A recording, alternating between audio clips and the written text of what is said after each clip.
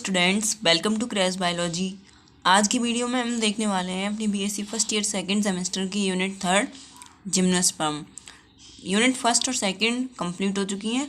आप चैनल पे available playlist में जाके देख सकते हैं।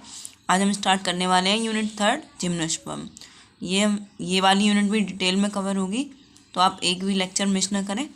तो चलिए स्टार्ट करते हैं जिम्नोस्पर्म। हमने अभी तक पढ़ लिए हैं ब्रायोफाइट्स और टेरिडोफाइट्स, इसके बाद आएंगे जिम्नोस्पर्म। तो जिम्नोस्पर्म कौन से प्लांट्स होते हैं जिनमें फ्लावर्स प्रेजेंट नहीं होते और सीड नेकेड होते हैं। तो चलिए पहले हम इंट्रोडक्शन देखते हैं। The term gymnosperms, जिम्नोस equal naked. जिम्नोस का मतलब होता है नेकेड और स्पर्मा का मतलब होता है सीड।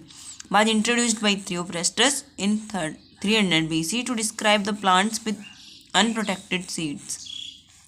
ये जो टर्म है जिम्नोस्पर्म, ये इसका मतलब क्या होता है? जिम्नोस मतलब नेकेड, मतलब जिनके ऊपर कोई कवरिंग या प्रोटेक्टिव लेयर नहीं होती, और स्पर्मा का मतलब सीड। ऐसे प्लांट्स जिनमें ऐसे सीड्स मिलते हैं जिनके ऊपर कोई कवरिंग नहीं होती। इस टर्म को जिम्नोस्पर्म को इंट्रोड्यूस किया था थियोफ्रास्टस उन्होंने, और 300 BC में क्या डिस्क्राइब करने के लिए? Plants with unprotected seeds. ऐसे प्लांट्स जिनमें सीड्स अनप्रोटेक्टेड होते हैं, ऐसे प्लांट्स को डिस्क्राइब करने के लिए जिम्नोस्पर्म वर्ड का यूज किया गया था। According to Goebel, gymnosperms are the phanerogams without ovary. जो साइंटिस्ट थे गोबेल, उन्होंने बताया कि जिम्नोस्पर्म्स हैं वो फिनेरोगेम्स हैं विदाउट ओवरी।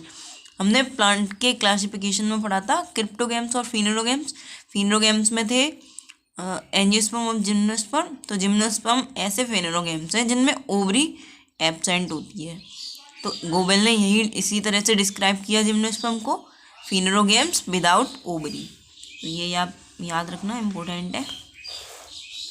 द फेनेरोगेम्स और spermatophyte, sperma equal seed, phyton मतलब प्लांट, और seed plants are those plants which reproduce by means of seeds not spores. जो फिनेरोगेम्स होते हैं उनको हम स्पर्मेटोफाइट्स भी बोलते हैं। वो ऐसे सीड प्लांट्स होते हैं जो कि स्पोर्स से रिप्रोड्यूस नहीं करते, वो सीड से रिप्रोड्यूस करते हैं। उसी में आते हैं जिम्नोस्पर्म और एंजियोस्पर्म।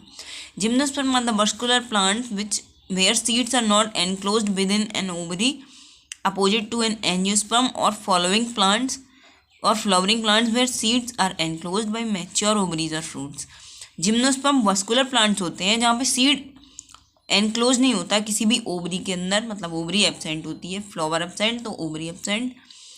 और एंजियोस्पर्म में इसका अपोजिट होता है, जिसमें और दूसरे जो फ्लावरिंग प्लांट्स हैं, मतलब एंजियोस्पर्म ही फ्लावरिंग प्लांट है, उनमें यहाँ पे सीड प्रेजेंट होता है और ओवरी के अंदर एनक्लोज्ड होता है, और ओवरी होती है फ्रूट के अंदर enclosed. At present about 83 genera and approximately 790 species of living gymnosperms are distributed through temperate, tropical and arctic regions of the world. अभी प्रेजेंट में 83 जीनस प्रेजेंट हैं, और उन जीनस में 790 स्पीसीज प्रेजेंट हैं लिविंग जिम्नोस्पर्म की, जो कि डिस्ट्रीब्यूटेड है टेम्परेट, ट्रॉपिकल, आर्कटिक सारे रीजन्स में, वर्ल्ड के सारे रीजन्स में प्रेजेंट हैं। ये हो गया इंट्रोडक्शन जिम्नोस्पर्म्स का। अब हम देखेंगे external features of the gymnosperm. Gymnosperm के एक्सटर्नल फीचर्स क्या है, बाहर से जिम्नोस्पर्म में क्या क्या हमें दिखाई देता है। Gymnosperms are predominantly woody plants represented by trees, shrubs और rarely climbers. Gymnosperm woody plants होते हैं और उनमें ट्रीज भी प्रेजेंट होते हैं, श्रब्स भी प्रेजेंट होते हैं, और रेयरली क्लाइंबर्स प्रेजेंट होते हैं। हर तरह के प्लांट उसमें प्रेजेंट होते हैं। They are usually xerophytic, some of them are deciduous while others are evergreen. ये यूजुअली जीरोफिटिक होते हैं, मतलब ड्राई कंडीशंस में रहते हैं, जिनको पानी की ज़रूरत ज़्यादा नहीं होती है, वो पानी के बिना भी रह सकते हैं, ऐसे जीरोफिटिक होते हैं। कुछ डेसिडुअस होते हैं, मतलब जो अपनी पत्तियों को गिराते हैं, और कुछ एवरग्रीन होते हैं जिनकी पत्तियाँ कभी नहीं गिरती हैं। अब ये बहुत इम्पोर्टेंट है, ये दोनों चीज़ें आपके ऑब्जेक्टिव और कंपटीशन के लिए। टॉलेस्ट जिम्नोस्पर्म शिक्यूआ सेमीपरवेंसिस, इसकी हाइट होती है 112 मीटर। तो सबसे लंबा जिम्नोस्पर्म कौन सा है? शिक्यूआ सेमीपरवेंसिस। और स्मॉलेस्ट जिम्नोस्पर्म है जामिया पिग्मिया, जिसकी हाइट होती है 25 सेंटीमीटर। तो ये दोनों चीज़ें आपको अच्छे से याद रखनी है। tallest or smallest gymnosperm. Plant body is sporophytic and can be differentiated into root, stem and leaves. Plant body sporophytic होती है और उसको डिफ्रेंशिएट किया जा सकता है किस किस में, रूट, स्टेम और लीव्स में. Generally the plant possess well developed tap root system. Generally plants में जो रूट टैप रूट सिस्टम होता है वो अच्छे से डेवलप्ड होता है. In some gymnosperms the root show symbiotic relationship. Example coralloid root of Cycas with algae and mycorrhizal root of Pinus with fungi. जो रूट सिस्टम होता है जिम्नोस्पर्म का उसमें सिम्बायोटिक रिलेशनशिप प्रेजेंट होती है. एग्जाम्पल जो कॉलोराइड रूट होती हैं साइकल्स की उसमें एल्गी और माइकोरिजल रूट्स होती हैं पाइनस की उसमें फंजाई. ये दो सिम्बायोटिक रिलेशनशिप प्रेजेंट होती हैं. सिम्बायोटिक रिलेशनशिप होती है जिसमें जो दो ऑर्गेनिज्म आपस में साथ में रहें और उन दोनों का फ़ायदा हो साथ रहने में. स्टेम इज इरेक्ट, बुडी and branched, unbranched in cycas and tuberous in Jamia. Stem कैसा होता है, इरेक्ट होता है, सीधा होता है, बुडी होता है और ब्रांच होता है. और लेकिन साइकस में अनब्रांच्ड होता है और ट्यूबरस होता है जामिया में. Presence of leaf scars on the stem is the characteristic feature of gymnosperm. जो स्टेम होता है उसमें लीफ स्कार प्रेजेंट होता है और यही जिम्नोस्पर्म का एक कैरेक्टरिस्टिक फीचर भी है. The arrangement of leaves on the stem may be spiral और साइक्लिक. जो लीव्स का अरेंजमेंट होता है वो स्पाइरल या साइक्लिक हो सकता है.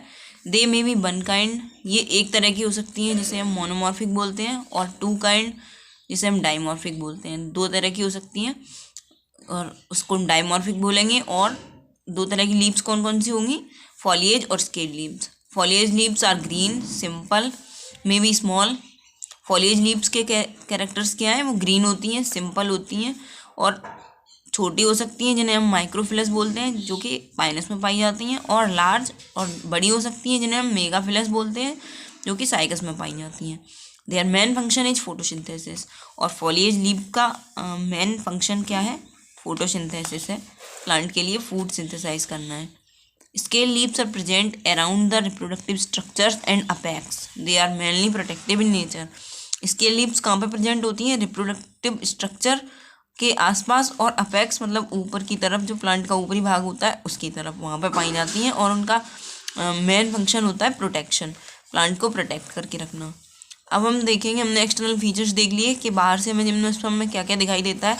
अब हम देखेंगे जनरल कैरेक्टर्स क्या हैं जिम्नोस्पर्म के. They do not produce flowers, इनमें फ्लावर्स नहीं बनते हैं, ये हमने सबसे पहले देखा. ये जिम्नोस्पर्म, इसी से हमें पता चल जाता है कि ये प्लांट जिम्नोस्पर्म है क्योंकि उनमें फ्लावर्स नहीं होते. Seeds are not formed inside a fruit, they are naked. Fruit में नहीं बनते हैं सीड, नेकेड होते हैं. They are found in colder regions where snowfall occurs. और ये प्लांट्स कहाँ पे मिलते हैं, जहाँ पे स्नोफॉल होता है और रीजन बहुत कोल्ड होता है. They develop needle like leaves. और इनमें लीव्स कैसी होती हैं, नीडल लाइक, सुई की तरह, मतलब पतली होती हैं. दे आर पेरेनियल और वुडी, फॉर्मिंग ट्रीज और बुशेज. ये पेरेनियल होते हैं और या वुडी हो सकते हैं. पेरेनियल का मतलब इनकी life cycle more than 2 years में कंप्लीट होती है और ट्री बनाते हैं या बसेस बनाते हैं. They are not differentiated into ovary and stigma. ये ओवरी और स्टिग्मा में डिफ्रेंशिएटेड नहीं होते हैं. Since stigma is absent they are pollinated directly by wind. क्योंकि स्टिग्मा एब्सेंट होती है तो जो प्लांट्स होते हैं उनका पॉलिनेशन डायरेक्टली विंड के थ्रू होता है, हवा के through. The male gametophytes produce 2 gametes but only one of them is functional. Male gametophyte 2 gametes बनाता है लेकिन उनमें से सिर्फ एक फंक्शनल होता है. They form cons with reproductive structures. ये कॉन्स, इनमें रिप्रोडक्टिव स्ट्रक्चर के साथ कॉन्स बनते हैं. The seeds contain endosperm that stores food for the growth and development.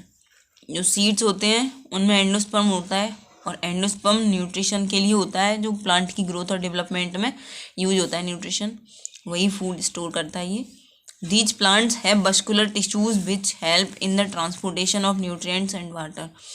ये प्लांट्स होते हैं, इनमें मस्कुलर टिश्यू प्रेजेंट होते हैं जो कि ट्रांसपोर्टेशन में हेल्प करते हैं, न्यूट्रिएंट्स और वाटर का ट्रांसपोर्ट करवाते हैं. Xylem does not have vessels and the phloem has no companion cells and sieve tubes. Xylem जो होते हैं मस्कुलर सिस्टम में, उनमें बेसल्स प्रेजेंट नहीं होते हैं और फ्लोएम में कंपेनियन सेल्स और सीप ट्यूब्स नहीं प्रेजेंट होते हैं.